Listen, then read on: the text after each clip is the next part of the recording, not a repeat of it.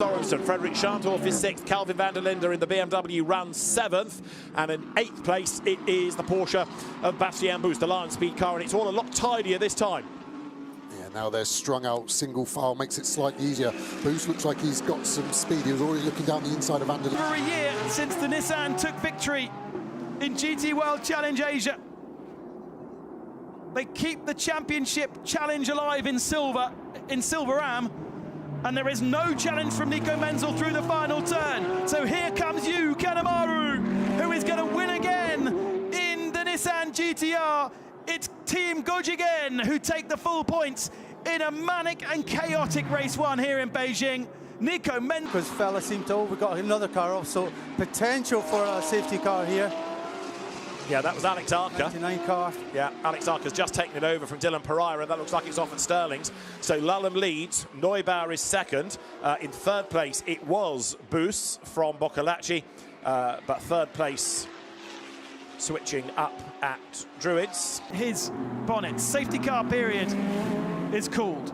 Engine's still running. That smoke mainly because there's not the airflow under his wheel ring. Prince Abubakar will know his role here. And that will be to create a gap to stop the challenge from Wang Zhonghui and Bao Jinglong and Anthony Liu behind. And there is already congestion in 4th position. It's a minute and 11 on the clock as the leader goes now down to Hawthorns. Can Ricardo Feller time this to perfection to take the checkered flag, or is he going to have to do one more lap? There you've got the 2nd place car, the gap 2.8 seconds. So Ricardo Feller should have enough in hand here, barring any problems. And Jim Cotella's got another Aston Martin in front of him. Doesn't really want to give way. On Dawson, I think he puts a right wheel on the inside as he's trying to get down. And I think as he does that, that pops the car up. There, look, he's on the grass. He's into the side of Tilbrook. It's so difficult when you get these shots. There's so much at stake. So just watch here. We get the cutback. All fair. We touch the grass. Now we pop up, we understeer, we hit the back of Tilbrook, we spin him around. All I would say is... Flatbed, how did it get there? Let's try and piece some of this together. So there is 88 and a tap in the back. That's coming out of turn 3. That unsettles it. And it was the 333 Lamborghini. We're not done yet. Round the outside at turn 5 now. 333 still can't go by. And he's going to have a look up the inside down towards turn 8. He's gone through. But whenever you are in a position to consume the visuals as well, you've got to do it, because we have pouring down rain in the foreground and an incredible sunset in the background. And that's an image I don't think I've ever witnessed here at the Nürburgring. Where's the rainbow is the next question, because the pot of gold, we know exactly where that is. It's right here at the ring. Yeah, 3 o'clock tomorrow afternoon. But well, right now they're chasing it. But you cannot believe the images that we're describing to you here. This glorious sunset. Want to be when it's all kicking off there, and looks like Malikin's looking like he's in a hurry. You can see the headlight flashing. Car stops at pit exit, yeah. It's the new Lamborghini, I think, isn't it? The Retronic car has just stopped, and it's too far for the marshals to be able to recover it. That's going to be an awkward one. I think that's going to have to go to a full course yellow.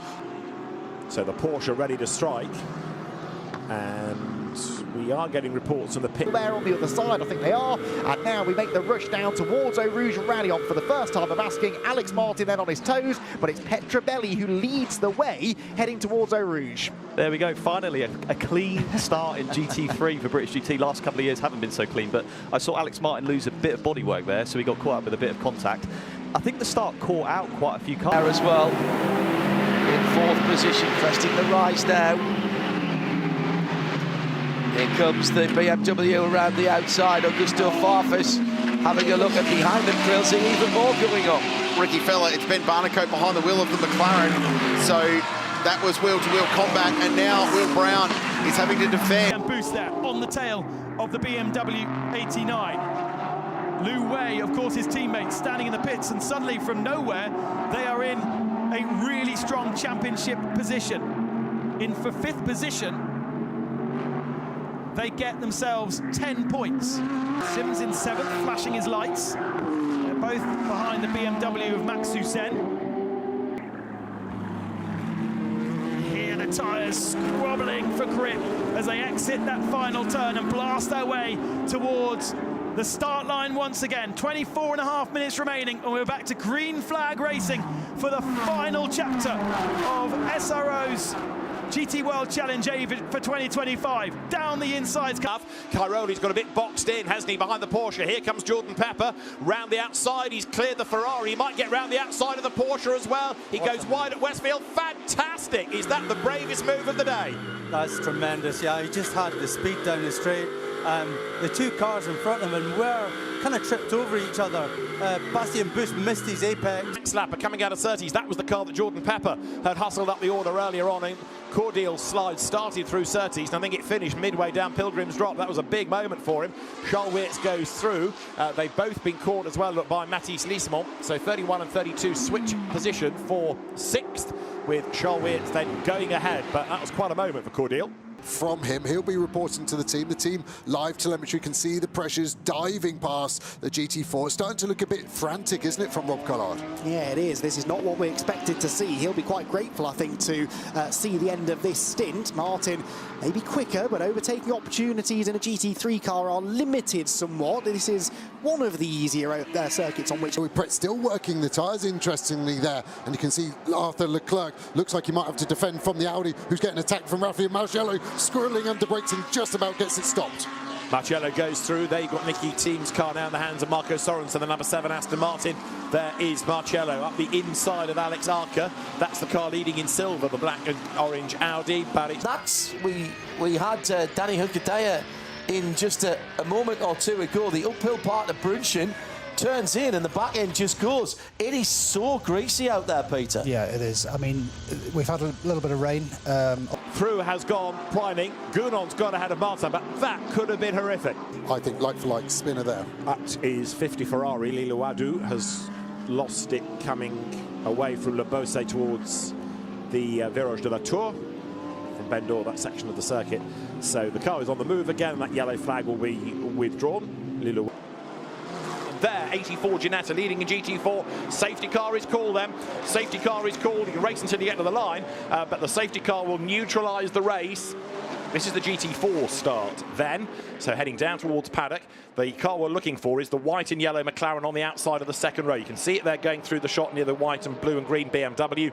So Mark Warren at the wheel, heads up the hill. It all concertinas. Top of the mountain, just a couple of 100 metres around the road. Oh, great.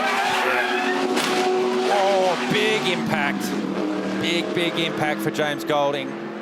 When he dropped into Reed Park, he was a little bit wide and you cannot get it back, and heavy impact, significant damage. Rowley was lining him up, but he had the BMW already beside him, so he was, as you see, he was boxed in there and he couldn't do anything about it.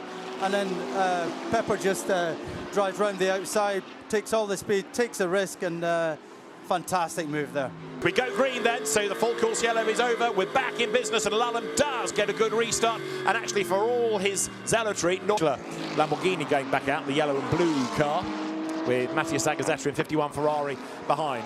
So what about Kirchhofer? Is he in this time? Yes, and Max Hesse follows him in, so they don't keep him out for a clear lap. And Van der Linde does stay out for another lap, and that therefore means that WRT doesn't have to stack cars. Lallam is in relatively than that, but that could definitely be a talking point. Tilbert rejoins right in front of a group of cars, including the GT4 leader, and that is the second time now that Charles Dawson has tangled with a championship rival. I'm not saying either of them were his fault necessarily, but within, what, the 53 minutes he's been in the car, he's already with both of the cars that could potentially beat 42 to the championship. Joe, what drop? It would swing in his favour. Yeah, possibly so. They're very much the outsiders, but at the moment that car is 8th in the race, so that will put them on 59 points. They still wouldn't outscore the Porsche nor the Mercedes crew, but it does get them a little bit nearer. There is Calvin van der Linde, Larry Ten Voorde in the black and gold Porsche, just ahead of Harry King.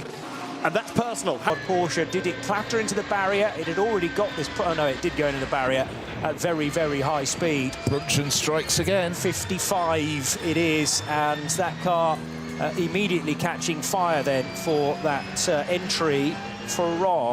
That's up at Brunchen as well. Brunchen just coming out of Brunchen. Dynamic GT, and it might be your timing screen still working, because mine's decided to have a final 20-minute meltdown. I'm wondering if that's cause or effect, because Carl... While It's actually the Ferrari, isn't it? Moscow getting past Harper. Oh, sorry, forgive me. Yeah, you're right. I think Harper was actually compromised a bit with the run onto the straight. I think he'll be safe because he's got the inside line, but he's getting dicey. They're trying to take the side draft off each other and end up touching quite a few times.